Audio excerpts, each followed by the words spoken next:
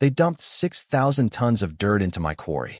Not gravel I could sell, not clean fill that might actually have some value. I and Oppos.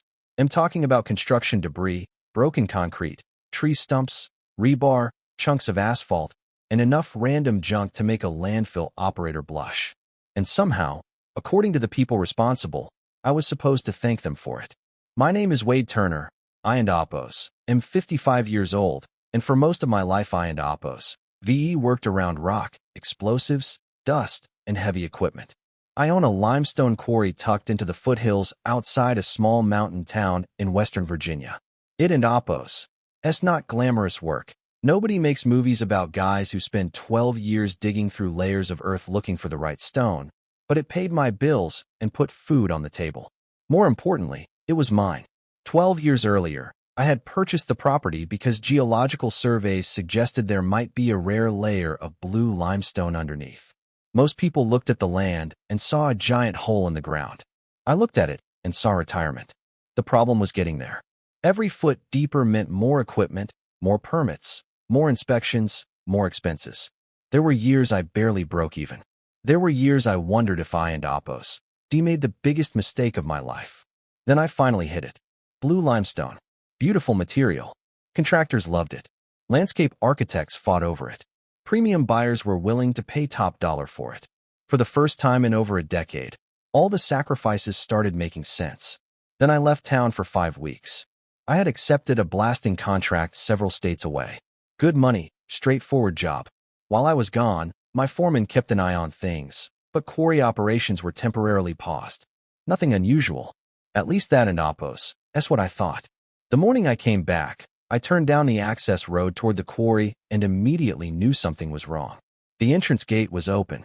Not broken. Not damaged. Open. I remember slowing my truck and staring at it. That feeling hit me before I even understood why. You know that feeling. When something ISN and Oppos supposed to be there. Or maybe when something that should be there suddenly ISN and Oppos I drove farther down the road. Then I saw it. For a few seconds my brain refused to process what my eyes were looking at. The quarry floor was gone. Completely gone. The exposed limestone shelf I and Oppos spent 12 years uncovering had vanished beneath a mountain of dirt and debris. I shut off the truck. Sat there. Didn't and Oppos move. Didn't and Oppos speak. Just stared. At first I thought maybe I was looking at the wrong angle. Maybe the lighting was strange. Maybe somebody had temporarily staged material there. Then reality settled in. Someone had filled my quarry. Not partially. Not accidentally. Deliberately. Thousands and thousands of tons of material. I climbed out and walked the edge. The deeper I looked, the worse it got. Concrete chunks. Demolition waste. Tree roots. Broken fencing. Shredded construction material. Everywhere. My boots sank into loose fill where valuable limestone had been exposed only weeks earlier. I remember actually laughing. Not because it was funny. Because sometimes when something is so unbelievably stupid, your brain runs out of normal reactions. By lunchtime, I started making calls. The county records office gave me the first clue. Multiple dump permits had been issued over the previous month. 47 truckloads. Same destination. My property. Same organization. Cedar Ridge Estates Homeowners Association. And that and Oppos. When the story went from ridiculous to personal. The HOA president was a guy named Brandon Keller. If you and Oppos ever met someone who mistakes confidence for intelligence, you and Oppos know exactly the type. Perfect haircut. Perfect smile. Always talking like he and Oppos delivering a campaign speech. The kind of guy who believes owning a neighborhood Facebook group makes him a public official. I called him immediately. The conversation lasted less than 5 minutes. End quote. Mr. Keller, end quote. I said, end quote. Why are there 47 truckloads of debris sitting inside my quarry? End quote. He didn't and Oppos sound surprised. Actually, he sounded annoyed. Like I was interrupting his day. End quote. Your quarry was a hazard, end quote. He said.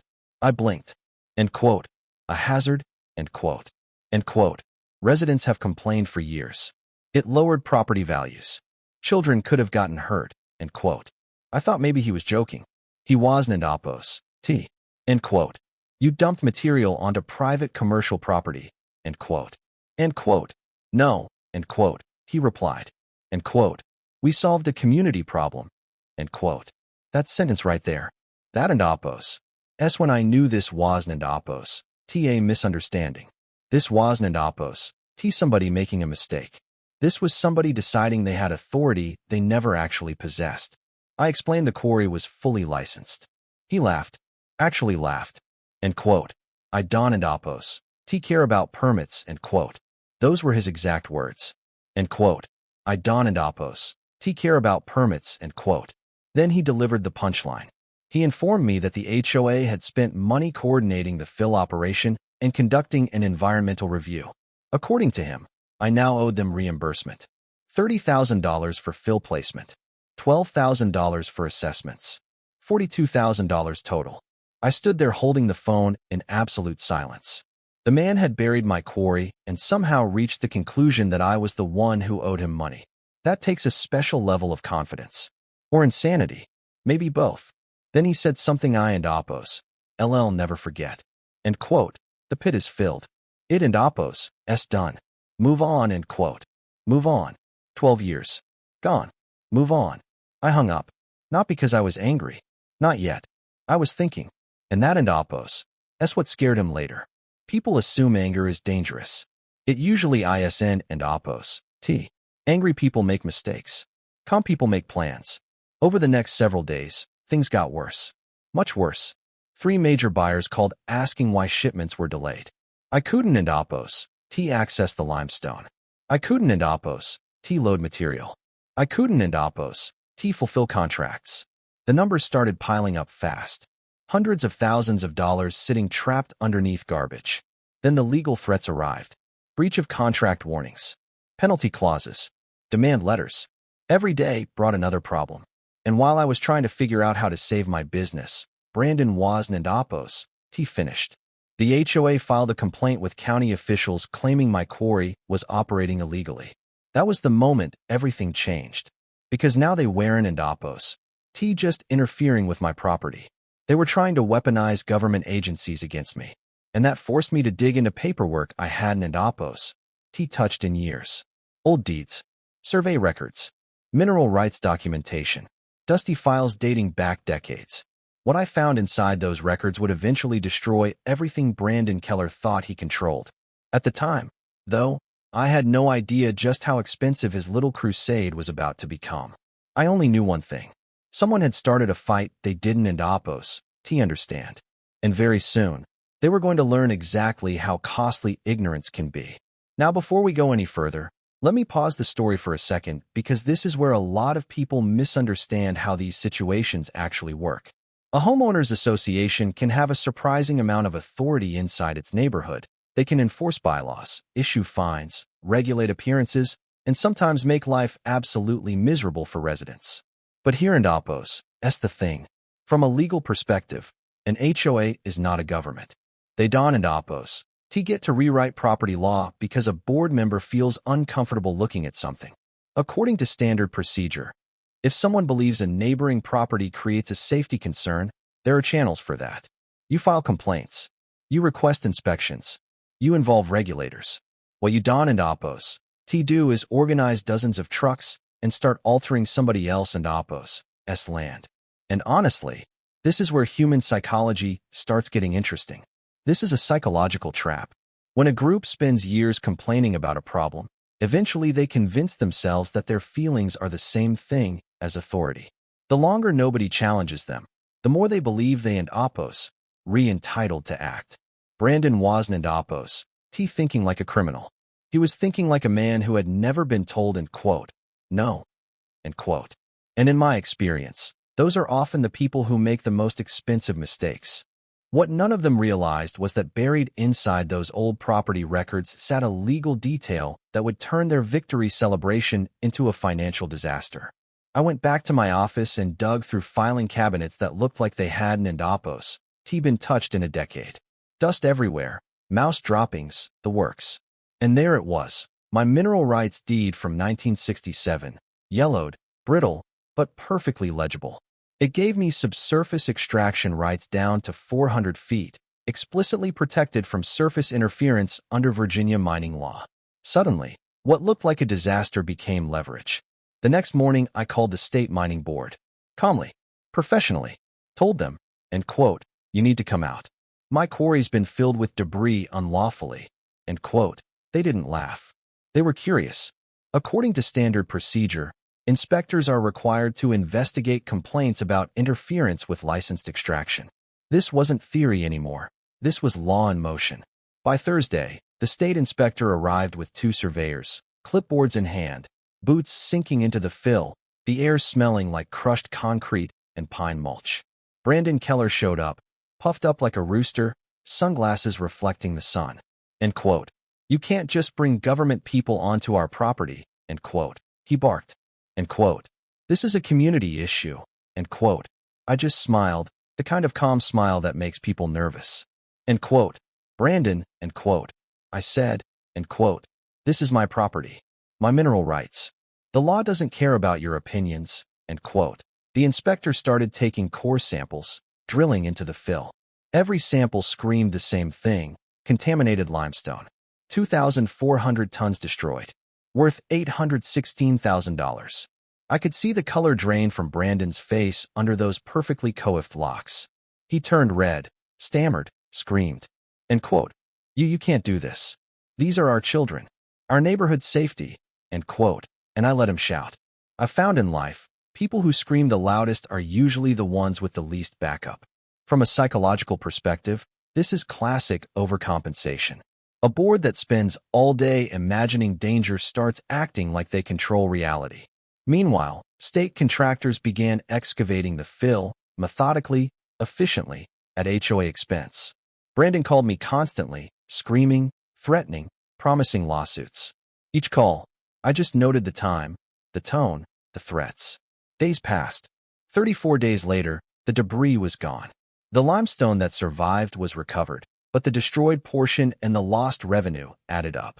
$816,000 in ruined stone, $870,000 in contracts I couldn't fulfill, $340,000 in excavation costs, $95,000 for assessments, plus $127,000 in downtime.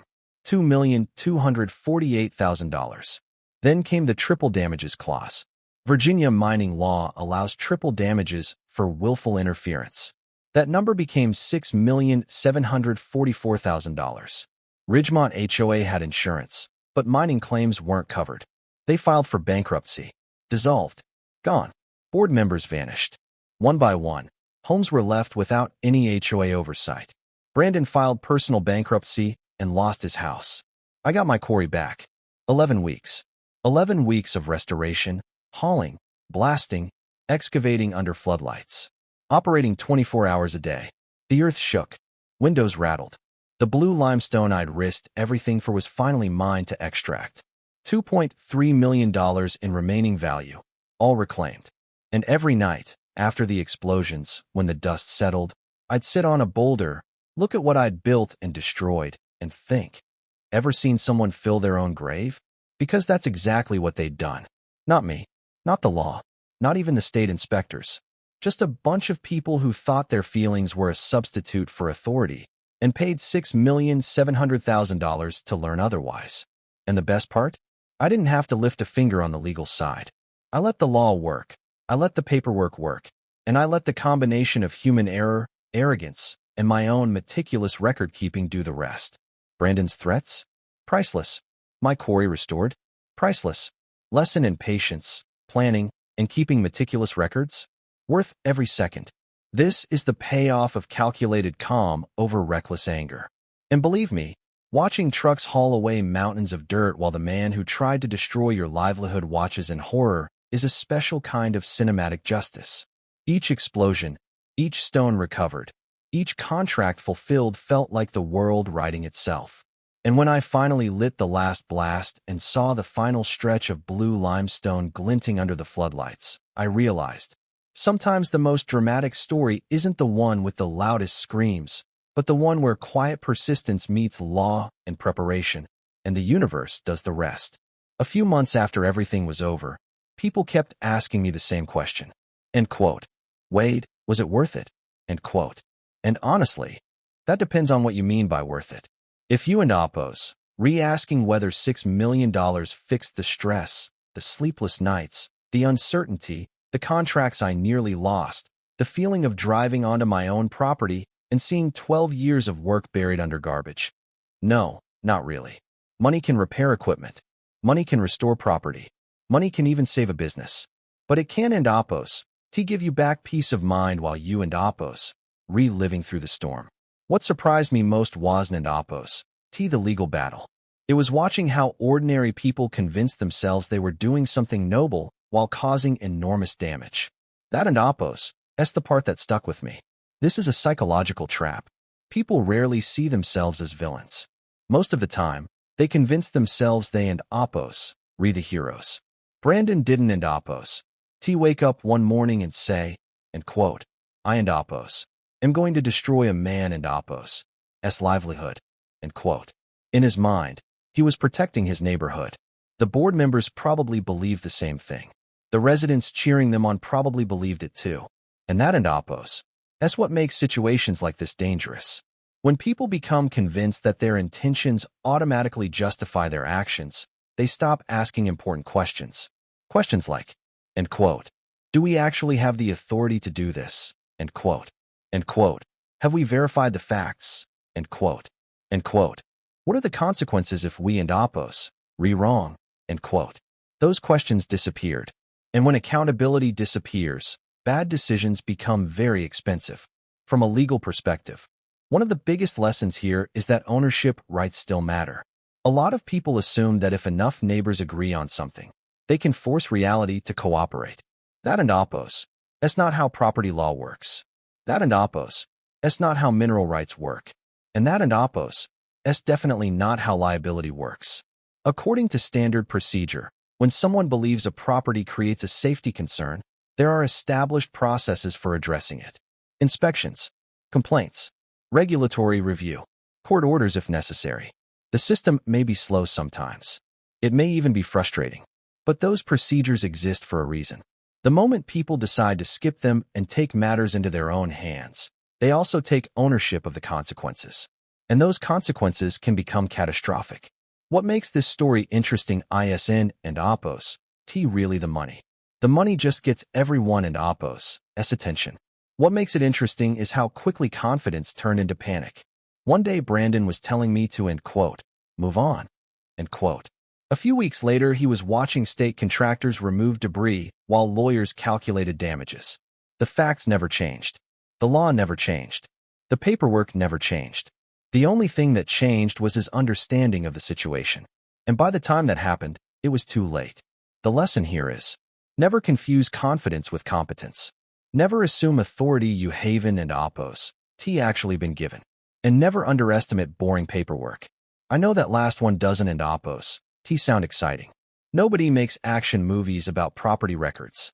Nobody hangs mineral deeds on their living room walls.